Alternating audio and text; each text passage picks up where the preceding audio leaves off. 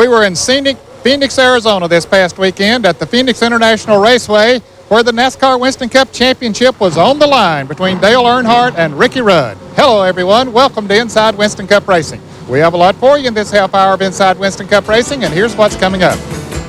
Well, the championship chase between Dale Earnhardt and Ricky Rudd took a backseat to Davey Allison in his Haviland Star Ford Thunderbird. He put the power to him in the Pyroil 500 and took home the victory. We'll bring you all the action from the Pyroil 500 coming up. And we'll spend an afternoon with driver Derrike Cope. Derrike has found swinging the sticks to be a great way to leave all the hustle and bustle of racing behind. We'll also have more of Ned's visit with Harry Gant. You'll hear how Winston Cup's Man of the Year juggles fame, fortune, and family. Today's show is brought to you by Ford and your Ford dealer. Have you driven a Ford lately? By Miller Genuine Draft. Cold filtered for real draft taste. So get out of the old, get into the cold. And by Goodyear, maker of the world's most successful tires, the Goodyear Eagles.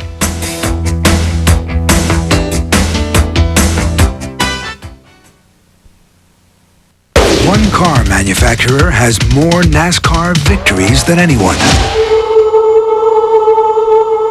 Winning over 350 NASCAR races over 4 decades of racing. That car manufacturer is Ford. And that kind of winning performance goes beyond the winner's circle.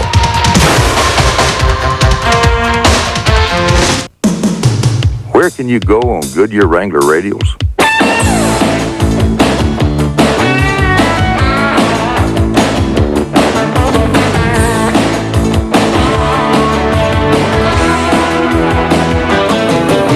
So where can you go on Goodyear Wrangler radials? Just about anywhere you want. Put on a set of Goodyear Wrangler radials, and you'll know why we say the best tires in the world have Goodyear written all over them. Out here. We're 1,000 miles from anywhere. Is that a ship? No one will save us. 3 Miller Genuine Drafts.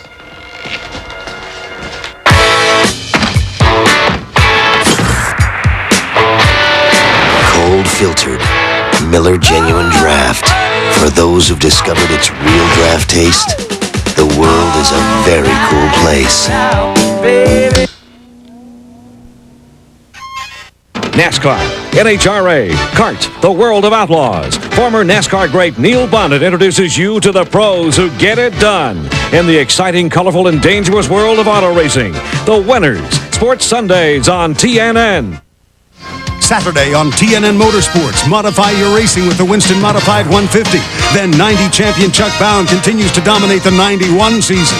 Pontiac Pacesetters 200, Saturday, 3:30 p.m. Eastern on TNN Motorsports.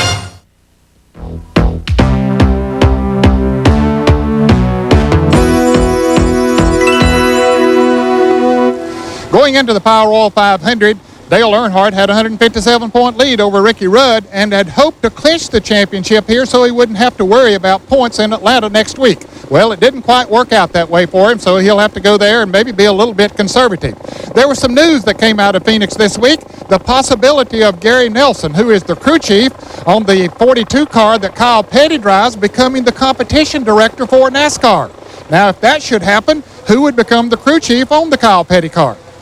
The news that Gary Nelson is leaving Sabco Racing at the end of the 1991 season was confirmed on Wednesday following the Pyroil 500. Nelson will take the position with NASCAR of technical director under Dick Beatty, who is the Winston Cup director of competition, beginning in December of 91. It is speculated that the 68-year-old Beatty will retire at the end of the 1992 season. Another crew chief in the news, Robin Pemberton, crew chief for Mark Martin and the Roush Racing Fords, handed in his letter of resignation to the team effective immediately following the Hardee's 500 in Atlanta. No confirmation as to where Pemberton will place his toolbox in 1992. On Saturday, a scuffle broke out between Team 3 crew chief Barry Dotson and Junior Johnson after Dotson accused Johnson's driver Jeff Bodine of bumping Kenny Wallace in practice. Johnson was fined $500. On a final note, Mike Wallace made his first Winston Cup Racing appearance ever, and along with brothers Kenny and Rusty, the Pyroil 500 marked the first time since 1956 that three brothers competed together in a Winston Cup event. And congratulations are in order to Catherine Root of Milledgeville, Georgia. She's the grand prize winner of our Miller Genuine Draft Racing Crew Sweepstakes. Today's Winston Cup highlights are brought to you by Ford and your Ford dealer. Have you driven a Ford lately? Jeff Bodine took the green flag in the Pyroil 500 on the point and set the pace for the first 23 laps. That's when Mark Martin made his way to the front with his Ford. But a rash of caution flags kept anyone from building up a lead throughout the first two-thirds of the 312-lap affair. Jeff Bodine was back out front by lap 30, but on lap 44, he spun his Ford coming off of turn 2 to bring out the third caution of 10 that would slow the eventual race speed to just under 96 miles per hour. Dale Earnhardt was hoping to clinch the Winston Cup title with a calculated run to the finish, but poor handling almost put him out of the Pyroil 500. Earnhardt was able to keep his Chevy out of the wall after spinning on lap 56. His ill-handling race car opened the door for Ricky Rudd to make up some ground in the points, but Rudd's Chevy simply couldn't get through the corners, and he came away with an 11th place finish to Dale's 9th. Turn 4 took its toll on several, including Chad Little, who turned around the Team USA Ford. He did recover to finish 30th. The biggest crash of the day came on lap 90, when Ricky Rudd came down on Harry Gant, and Gant got into Brett Bodine, and 5 cars went for a ride down the front stretch. Both Richard Petty and Dave Marcus exited the event, and Gant could only ride around the rest of the afternoon. Davey Allison took control of the duel in the desert on lap 147, and from there on in, the race was for second. But even the battle for second, which was the most contested on the afternoon, dissipated when Darrell Waltrip drove away from Rusty Wallace, who would eventually finish 5th. Sterling Marlin managed to find his way to 3rd place, followed by Alan Kulwicki and Rusty. But it was Davey Allison who was headed to victory lane. He led 162 of the final 166 circuits. It was his 2nd straight win and 5th of the season, allowing him to push past Rudd into 2nd place in the Winston Cup points with only the Hardee's 500 remaining. I can't believe it. I sat there the last 40 laps and I counted them down, 39, 38, 37. And I just kept thinking to myself, just drive the race car. Quit worrying about it. Drive the race car. And I just made sure I drove the line all the time and just stayed in where I needed to be running. Things just came together. But here we are, 13th season in racing as a driver. And we started 13th, and that's our 13th Winston Cup win. So what more could you ask for? What are the numbers going to be in Atlanta? I know you love that place. Yeah, I love Atlanta, and I'm not going to worry about numbers. I'm going to let numbers happen if they happen. But it's just kind of coincidental that that's the way it was today.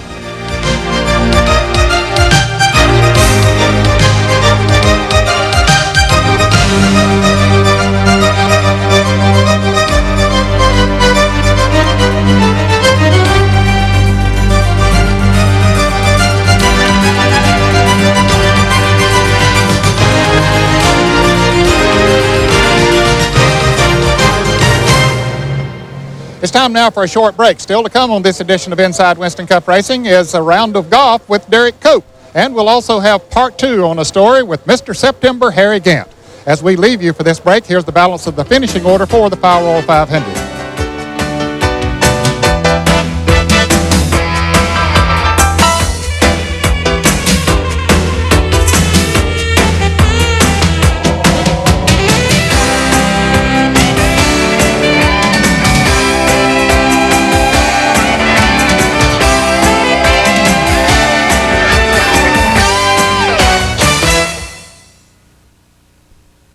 A company can learn a lot in 125 years.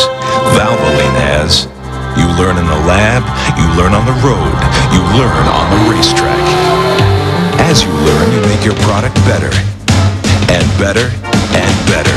Today's Valvoline will keep your engine cleaner than ever before. And cleaner means more protection against engine wear. 125 years of quality. That's why people who know use Valvoline. And isn't it true that this auto part did, in fact, come from the defendant's car? Objection. Prosecution is leading the witness. Overruled. You may answer the question. This part most definitely came from that car. And how can you be sure? I work for Napa Auto Parts. It's my job to be sure. No further questions, Your Honor. Napa people are parts experts, so they can answer any question, whatever the case may be.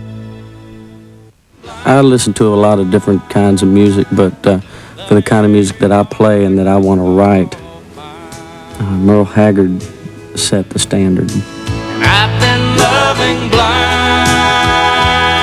so sure there was something I could find. When I can, I try and keep in touch, and it's a good way to keep in mind where I've been and where I'm going and where I came from. And if I could only put myself in your shoes, I'd walk right back to me. The Nashville Network has done for country music what radio did for country music years ago before country was brought to television. It's brought our faces to the country. Coming up on TNN Motorsports Magazine Live at 6:30 p.m. today, we'll have Grand National highlights from Martinsville, and we'll talk with the series champion. Plus, we'll have the ASA champion from Pennsylvania. Also, we'll have open wheel action from Arizona, and IMSA GTP titleist Jeff Brabham joins us in our studio. TNN Motorsports Magazine, second edition, 6:30 p.m. Eastern today on TNN.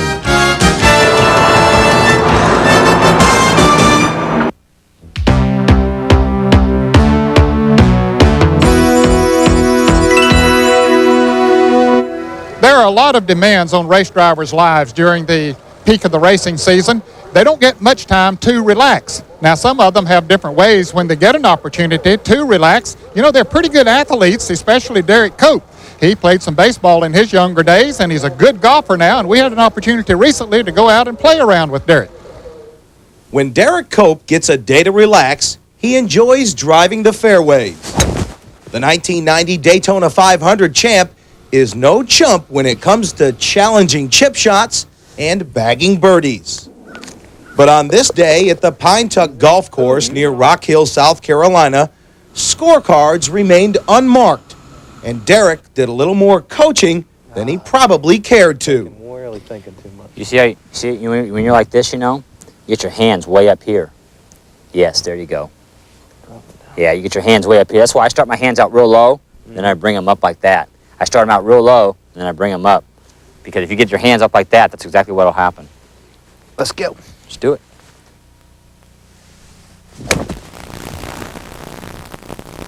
Oh, man.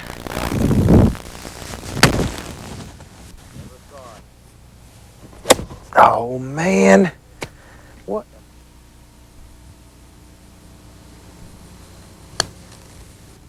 Let's roll.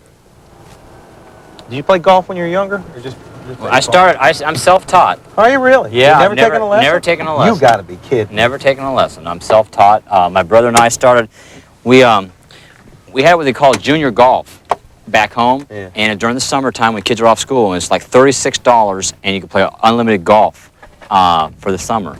And my brother and I got on that. We were just self-taught. We just started playing ourselves. That's amazing with the stroke that you have. I never had a lesson. You know, Greg Whitcomb, you know, my team manager, you know, who left the team and went to play some golf. Greg, you know, helped me some here as of the last year. But no, up to that point, I just never had a lesson. Just kind of did it all myself. Huh. Derrike can definitely play golf, but like so many Winston Cup drivers, finding the time away from the track in a very busy schedule isn't so easy.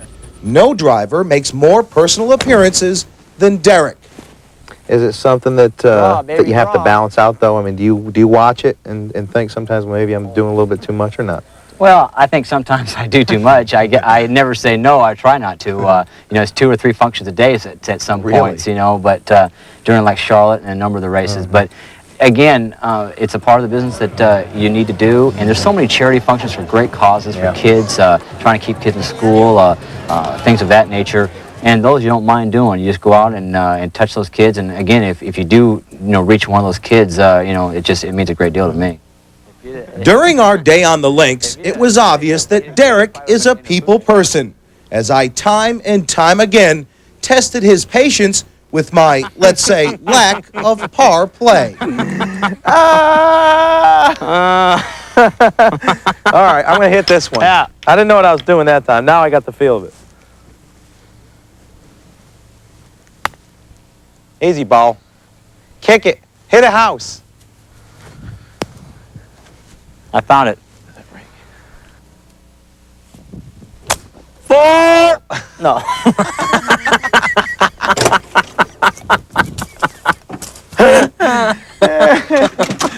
You see him turn around? Oh, did they turn around? Man, that was gorgeous. I'm not lying. Wow. You're up. Man, great shot. And even when Derrike started to get into a groove, I didn't have any problem breaking his rhythm. So where'd you end up here? I don't know. I cleared this. Huh. Did it make this hill? I thought it did. You All see it? Yeah. Right here it is. Here. Oh, is that it right there? That's it. All right. There you go. Right there. There you go. That's a good one. You're good. You got a good lie. All right. Perfect. Got a good lie. I'm up, right? Yep. Here we go. Hopefully, Derrike did have a relaxing day on the links. One thing's for sure, there was no lack of laughter. Here we go. Out of our way. Okay, in between two cars. There we go. Today's mailbox is brought to you by Miller Genuine Draft. Our question today comes from Deborah Gray of Kingsport, Tennessee, who writes, how is the angle of the spoiler determined? Well, Deborah, for that answer, we'll get D.K. Ulrich, who is a former driver and now car owner for Ted Musgrave, the Jasper Engines Pontiac, to answer that for you. Well, Deborah, thanks for writing in. I'd like to try to explain it to you. When we're on the racetrack with this car, the air comes over the top of our roof, down onto the spoiler, and puts pressure on this. This is our spoiler here. It puts pressure on this wing right here, and consequently puts downforce on the back of the car, which will make it tight. At Daytona and Talladega, NASCAR makes us run a 35-degree spoiler, which would be on an angle about like this right here. And at the other racetracks, we're allowed to run it at whatever angle we choose, which is usually between 35 degrees and 75 degrees. Now, here at this track, I think this one will measure about 65 degrees, and that'll put a lot of downforce on this car. And what we're trying to do here at Rockingham is make this car stick tight in the corner. You watch a race on Sunday, you'll see a lot of them will be sideways coming off the turn, and hopefully we won't be. If you have any race questions, you can write to us at Inside Winston Cup Racing, Box 240417, Charlotte 28224. Or you can now call us at 1-900-84-RACES. Charge is $1 per minute, average call 2 minutes. Fans 18 and under, get your parents' permission before calling. If we use your question on the air, you'll receive this embroidered Miller Genuine Draft jacket free. Fans 21 and under will receive an IWCR cap and T-shirt.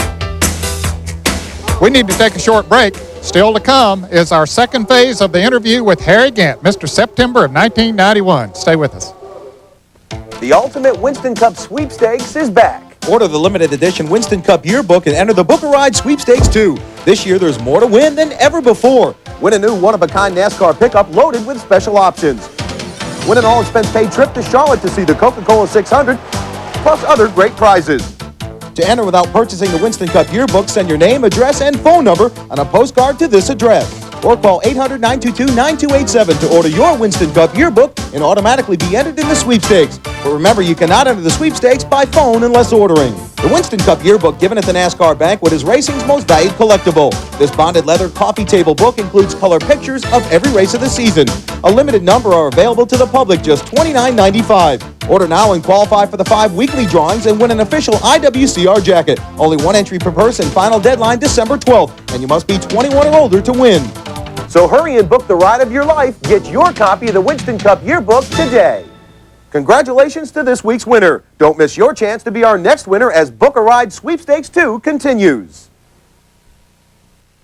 How do you change the best-built full-size pickup in America? You painstakingly reshape the exterior until it's more refined. Make the instrument panel more user-friendly. The available power controls easier to reach. And you redesign the interior for unexpected comfort. The best never rest.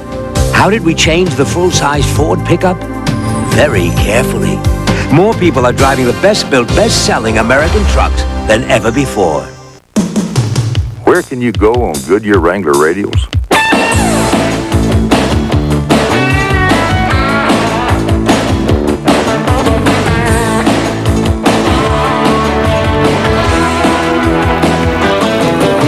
So, where can you go on Goodyear Wrangler radials? Just about anywhere you want. Put on a set of Goodyear Wrangler radials, and you'll know why we say the best tires in the world have Goodyear written all over them. Full roast out here. We're 1,000 miles from anywhere. Is that a ship? No one will save us. 3 Miller Genuine Drafts.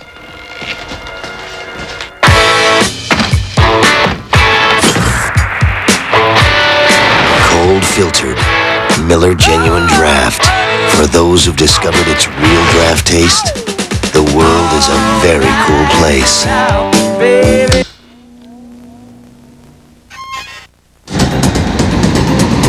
How hot can it get inside your car's engine? This hot. 570 degrees under extreme conditions. Take a leading motor oil. Take Mobil 1 and watch. Of course, Mobil 1 costs more, but under extreme conditions, when you see what can happen to conventional motor oil, it doesn't pay to play with fire. Mobil 1, isn't your car worth the extra protection?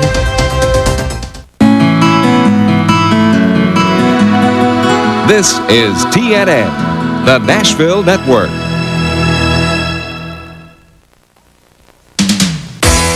Last week, several top teams took to the Atlanta Motor Speedway for a test session in preparation for the Hardee's 500. Next week, you'll see how they were getting geared up for the 1991 Grand Finale. When Rusty Wallace takes a rest from racing, you can usually find him flying the friendly skies. Tag along as he takes a trip in a training mission aboard a military transport and test his skills in a flight simulator, all at Pope Air Force Base in North Carolina. Plus, we'll have the Haviland Track Talk in our mailbox along with much more as we get ready for the final race of the year in Atlanta next week. Last week, we looked at the fantastic season that Harry Gant has had in 1991 in the Skull Bandit Oldsmobile, and it certainly has been a good one, and he's not through yet. This week, we want to take a look at his personal life, perhaps see a side that many people have not seen before because he is a very private individual. Are you a goal setter? Well, the goals that I set is not something you'd call a flashy goal or anything like that. I've always had a goal that I just wanted to do well, you know, where it be building. Or that was my main goal, just to be successful in the building business. And that's still my goal now, is just to be successful. And I don't, as I said before, I don't claim to be the best race driver or claim to be a great stock car driver. And I always say I'm a better carpenter maybe than I was a stock car driver, but I don't try to set any goals in racing whatsoever. Just in being in life is the main only goals that I try to be. Now, you still do some building. Yeah, I build stuff for myself. A lot of people has come up and asked me to put on roofs for them or something like that, but I basically do things building just for myself. And a project will, you know, with one or two people working, takes you all summer to build something. So I don't get a lot done. I do a lot of work, but I don't accomplish a whole lot. It takes me all summer to get one project done. Now, do you do that because you enjoy doing that kind of work, or does it also serve as a means of keeping in good physical shape? Well, I enjoy doing the work, and I like to keep in physical shape. That's one thing that really helps a lot. And you don't have to call people to come and do something, you know, for you, and they can't be here and all. So I try to do all I can myself, you know. And but I like to get out there in the heat in the summertime, because it's really made a difference this past. I've been doing it now for about 3 years, pretty regular, and it's really made a lot of difference. You seem to be exactly the same person you were, the same Harry Gant when I first met you in the 60s. You haven't changed even with all of this success. How do you do that? I just try to do the same thing that I do every day and just try not to change any more than I can. You know, I like to get back home to Taylorsville, and I like to go in town in Taylorsville and walk across the street and not think about getting run over by somebody, and like you do in the bigger towns. But I've just stayed the same. I live in the same house I've lived in since 1964, and I just the same, you know. When I go out of town to race or go for a meeting or something for the U.S. Tobacco Company or the Skoll people, or go do something in New York or wherever, you know, the minute I come back, you know, and everything's just exactly like it was. Now, one thing that you do enjoy also is collecting cars. Well, I have a few cars here at takes a lot of room for them, but I have some cars. The biggest enjoyment I think I had this past winter is my son-in-law Larry Potter and myself rebuilt a 57 Chevrolet that I had. And I bought a couple cars that were already fixed, but to rebuild it and get it done, it's sort of like building a house. When you stand back and look at it, you feel like it's a whole lot more of it there than it is if you bought the car. And now I think I'll always build my own cars. Do you fly your own airplane? No, I never have mastered that that part yet. I had intentions on it doing that, but it takes too many years of time to get your hours in and all. But I really enjoy flying. I have a pilot that flies for me there, and I just look around. Is Richard Petty doing the right thing by announcing his retirement a year in advance? Well, I guess, I don't know, really. I don't think I would. I mean, I think when I quit, I don't want anybody to know about it, except Leo. You just walk away and say, I just that's walk it. away, yeah. You don't have any thoughts when that might be? No, it just whenever they, as long as SCO wants me to run, I don't think I'll ever get in a big deal of changing teams ever again or sponsors, no matter what the deal would be. I think I like to finish out the years I'll race with Leo and with SCO people, and it's whatever they have in plans for me and for Leo when the time comes is the way I look at it. Your family means a lot to you. Yeah, it does. It's grown now. We got 2 grandchildren, and I just like to be home a whole lot more, you know, because, you know, they're only like a year old now, and next year they'll be 2, then they'll be 3, then, you know, I want to be the one that takes them to school in the morning, so I definitely got to quit racing before they start to school. Harry Gant has always been one of the most popular drivers in NASCAR Winston Cup Racing, and since his victories this year, he has become even more popular and more demands on his time, and we certainly appreciate his time in sitting down with us here on Inside Winston Cup Racing. Well, our time's up for today. Hope you enjoyed the show, and you be sure to be with us here next week when we'll have more on Inside Winston Cup Racing on TNN. Today's show has been brought to you by Ford and your local Ford dealer. Winning the world over with 1991 trucks that are built Ford tough. By Miller Genuine Draft, coal filtered for real draft taste. So get out of the old, get into the cold. And by Goodyear, maker of the world's most successful tires, the Goodyear Eagles. Communications for Inside Winston Cup Racing crew provided by Racing Radios, Forest Park, Georgia, the official communications of NASCAR. Transportation for Inside Winston Cup Racing provided by Fleetwood Enterprises, makers of a full line of excellent recreational vehicles. And by your Carolina Ford dealers. Nobody outsells Ford in the Carolinas.